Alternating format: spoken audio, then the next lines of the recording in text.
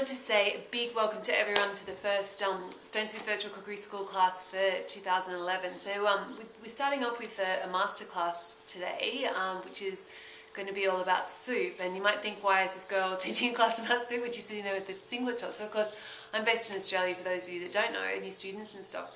And it's the middle of summer here, so I've actually been quite lucky. The last week before last, we had some quite cold weather, so when I was testing out my soup recipes, kind of soup was exactly what I was feeling like. But I've been thinking about it more and more, and soup's actually, it's such a wonderful thing. I've actually written a little ode to soup.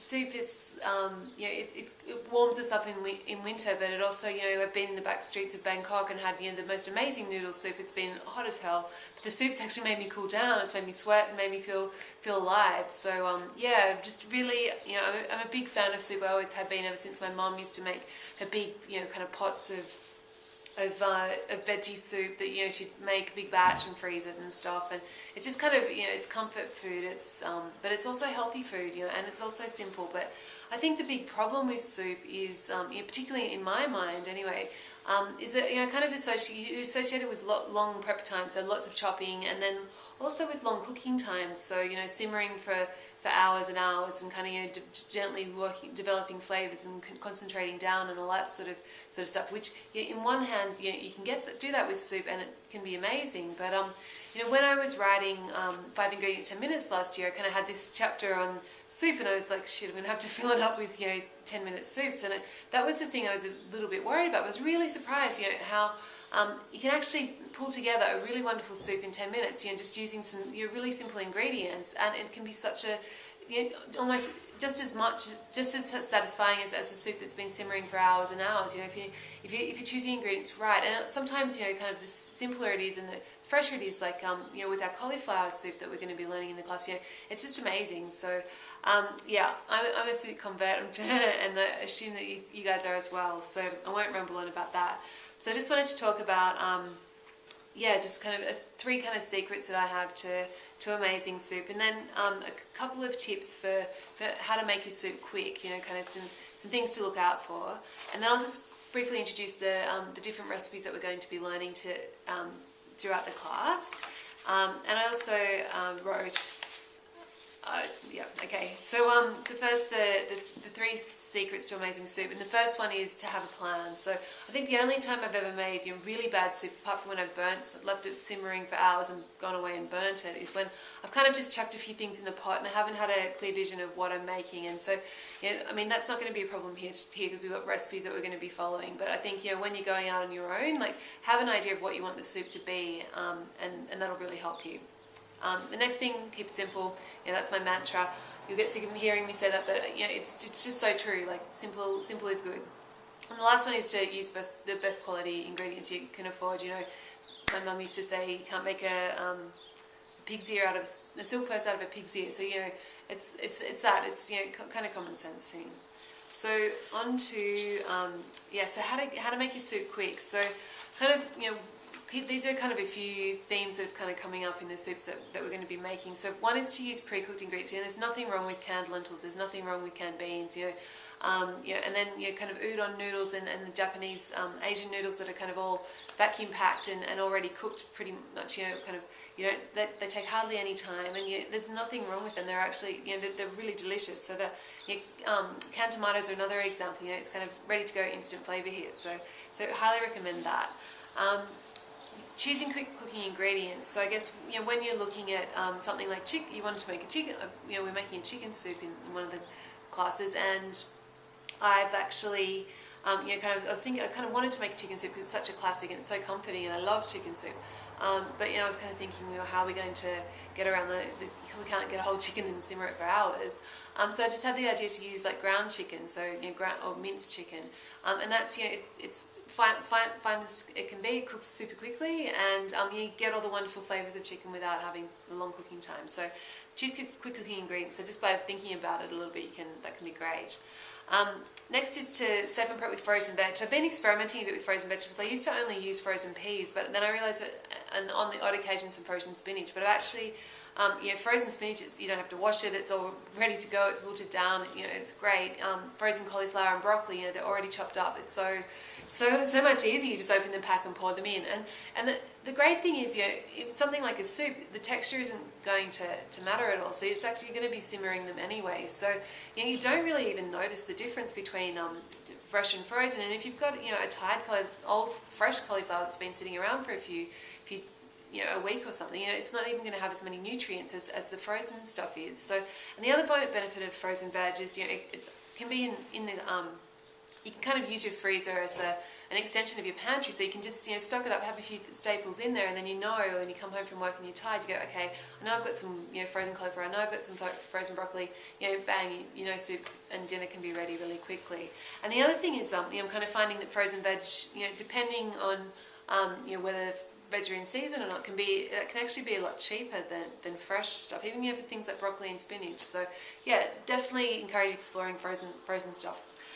Next one is to chop things as finely as possible, so or even grate them. So it's just a kind of a bit of physics there, but the smaller something is, the quicker a piece is, the quicker it's going to cook. So we're going to be learning about a carrot soup in the class, and normally I just chop up the carrots, but to get it under I love this soup and I wanted to kind of teach it to you guys, but to get it into the 10-minute category, I kind of had to think about that, and so we're actually going to grate the soup, grate the carrot, and that kind of smallest particle size as possible. It cooks really quickly, and you can get the soup ready in 10 minutes. So of course there's a lot of washing up, but you can choose which one to go with. Next one, skip sweating onions. So a lot of soups that I used to cook, first step would always be to cook down some onions and garlic, and possibly even some celery and carrot, and that always takes a lot of time. It does add lovely flavours, but I'm kind of, as I've been experimenting, and finding that you don't need to have that onion base in there to get a lovely soup. So just kind of challenge your thinking on that sort of stuff. Another is boil the kettle first. So I love my tea, so I have an electric kettle, and that boils water super quick, even though I've got a gas cooktop. So if you've got a kettle, as soon as you think, okay, I'm going to cook dinner, I might, even if you're not really sure what you're going to make, I often just put the kettle on, so I've got some hot water if I want to cook pasta, or if I want to make a soup, I know I've got the water ready, and it really, it can save you, 5 minutes or so. Which is, critical when you're starving, and you've got hungry people that you need to feed. Second last, use 2 pans. So this is, again, kind of coming back to whether you need to, it's up to prioritising if you want to go quicker or if you want to save on washing up. So our cauliflower soup's an example of that, because I actually am using onion in that, because I kind of wanted to get that lovely flavour in with the cauliflower. So what I've done to overcome the time limit is to cook the onion in one pan, cook the cauliflower, and simmer the cauliflower in the other, and then we just add them all together at the end. So it is more washing up, but it gets us a soup in 10 minutes. So it's kind of up to you to choose. And then finally, invest in a stick blender. So if you're like me, I love chunky soups, but I also quite like to have a creamy soup, kind of a smooth puree soup, and doing it in a blender or a food processor, all the transferring and hot liquid and stuff, it's not only dangerous, but it takes a lot of time, whereas you get your stick blender, in it goes, and then to wash up you just rinse it under the tap. So if you do like your creamy soups, you can do without for sure, but I'm a minimalist. I don't rush out and buy kitchen gadgets all the time. I really think about it. But yeah, I really do love my stick blender, so it's kind of, if you like creamy soups, it's worth giving it a go. So the soups that we're going to be learning, I've kind of broken them into a few different categories. So first is a pureed vegetable soups, speaking of the stick blender.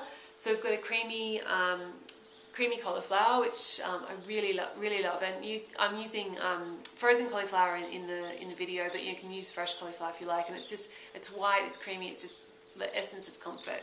Then we've got a simple carrot soup, which I mentioned before, and then a pea and almond soup. So that's using frozen peas and using ground almonds as well. And that's just something a little bit different. And the almonds kind of thicken and give a nuttiness and a bit of creaminess to the soup, and they kind of complement the super sweet freshness of the peas. So that's actually something I'm really excited about. That's kind of a new one for me. Then a couple from, one from the book, which was a minimalist minestrone. So these are, so the next category are minimalist versions of kind of classic soup. So minestrone, great, amazing Italian, Tuscan soup based on beans and tomato and vegetables. So I've just kind of got a 5 ingredients version of that. So we've got, kind of zucchini and canned beans and canned tomato and some garlic, and then we just finish it all off with some pesto on top, and it's, seriously, it's really good, and for 10 minutes, you'll be amazed how complex the flavors are. And with the beans, it's quite, kind of hearty. It's a really great dinner soup. Then we've got a simple chicken laksa from Malaysia. So you're one of my all-time favorite soups. It's hard to go past a laksa, and I actually have a laksa in my free e-cookbook that I put out last year. And I had quite a few emails from people saying, they didn't know how to make laksa paste, or they couldn't buy laksa paste, so I've actually included a laksa recipe there as well, so that's quite exciting. And then I've finally mastered miso soup from Japan, so we've got a recipe for that. The next category is kind of noodle soup, so there's the laksa, which I already mentioned, and then we've also got an udon noodle soup, which is and udon noodles from Japan. So that's, the noodle soups, they're more of a meal they're completely a meal in a bowl kind of thing. There's no need to have bread or anything on the sides. It's kind of, I love the way that Asian people kind of think of soups in that way. So you can have a lot of fun with that. And then the last category is kind of, grain and legume based soups. So we've got the chicken with brown rice soup that I mentioned before. A chickpea with spinach, one of my all-time favorites. Love chickpeas. It's delicious. And then a spiced lentil soup, which is super simple. It's serving it with yogurt, but just using canned lentils. So, kind of a really great soup. So that's what we're learning this week. I'm really excited about the class. And if you have any questions, jump onto Flickr. Just ask them in the discussion section, or email me, jules@thestonesoup.com. We'll be having a webinar. I should have checked the date, but it won't be... It'll be the second week in Feb on the Monday evening. So you'll watch your inbox, and I'll post that on the overview page. But enjoy, and